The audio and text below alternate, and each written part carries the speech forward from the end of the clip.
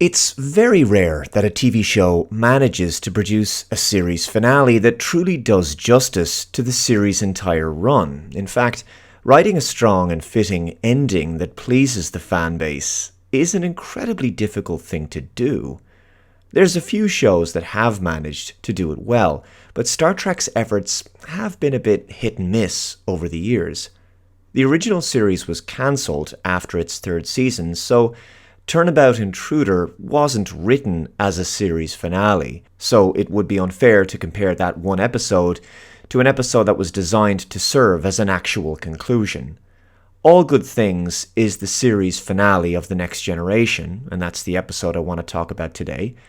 But Deep Space Nine had a solid finale with What You Leave Behind, which wrapped up all of the characters' story arcs in a satisfying manner, with the exception, of course, of the main character Ben Sisko. His conclusion was a bit ambiguous, and some fans didn't like that. Voyager's finale, Endgame, I think was a big disappointment. A time travel reset button episode that included the Borg yet again. And it even ended without us ever seeing the crew of Voyager set foot on Earth and being reunited with their families.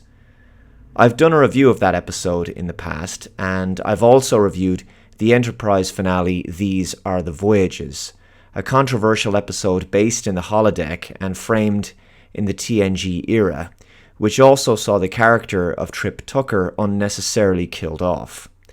Star Trek Picard's third season salvaged something of that series, giving us a Next Generation reunion, and its finale, The Last Generation, ended up being a much celebrated conclusion for the Next Generation cast. But I still think that the benchmark for finales is All Good Things, connecting the show's first and last episodes in a Q-focused, time-bending showdown where Picard finds himself still on trial for humanity's misdeeds and fighting against time to stop a mysterious anomaly from wiping out all life in the Alpha Quadrant. The episode is a two-parter, and although it could also be looked at as a kind of time travel reset button story, unlike Voyager's Endgame, the ultimate message of All Good Things doesn't hinge on the time travel plot device itself. Fundamentally, Q is merely sending Picard back and forth through time in order for him to learn something about the deeper meaning of existence and as a lesson for humanity to expand its horizons and thinking in terms of cause and effect and the consequences of their actions. In a conventional time travel reset button story, there isn't really much to be learned by the time the episode is over. Even in the Voyager episode Timeless, which is a great episode, young Harry Kim doesn't really have much to take away from the message he receives from his future self, from a timeline that will now no longer happen, except of course that he's capable of coming through for his crew when the need arises. But at the end of All Good Things, Picard, on the other hand, is left with a great deal to ponder in terms of humanity's responsibilities to the galaxy around them.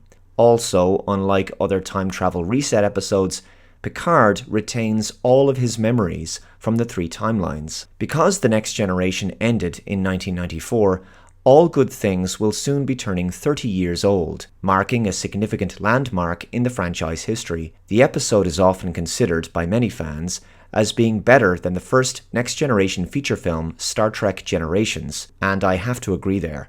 All Good Things has a much stronger story, and one that serves as a far more fitting farewell to the TNG cast. Arguably, it's even better than The Last Generation. The episode does a fine job connecting with the events of Encounter at Farpoint, the present timeline, and then a future timeline, with set, makeup, and costume design changes really helping to sell the various eras in a believable way.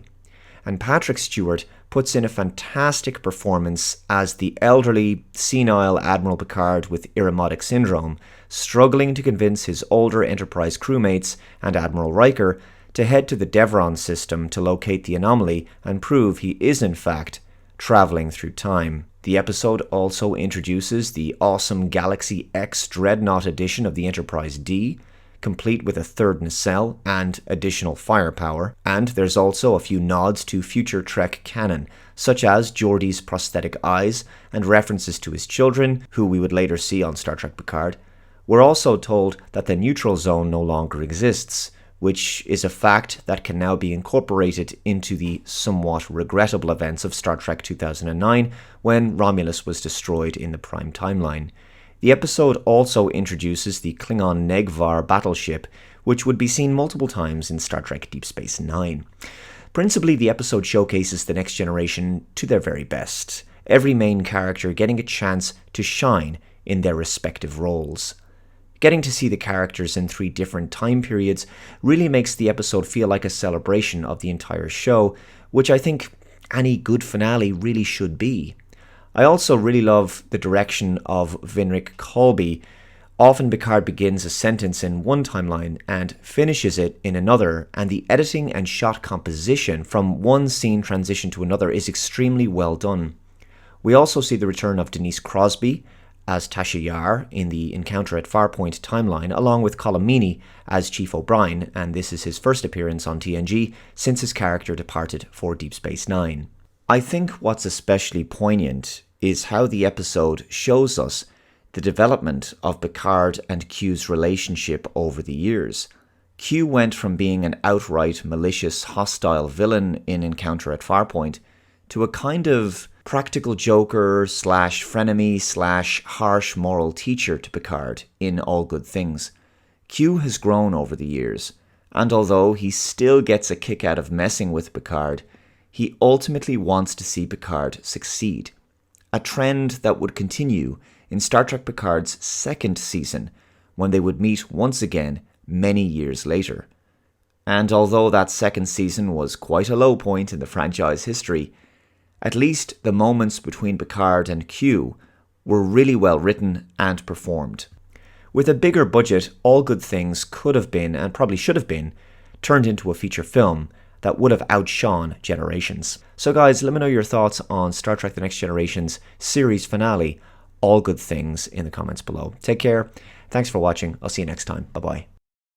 The Dave Cullen Show is made possible by you, my generous subscribers. If you'd like to support my work, head on over to my Subscribe star, linked below in the description box, and for a pledge of as little as $1 per month, you can help to keep the show going. I'm also doing one-to-one monthly subscriber chats. Thanks again. Take care.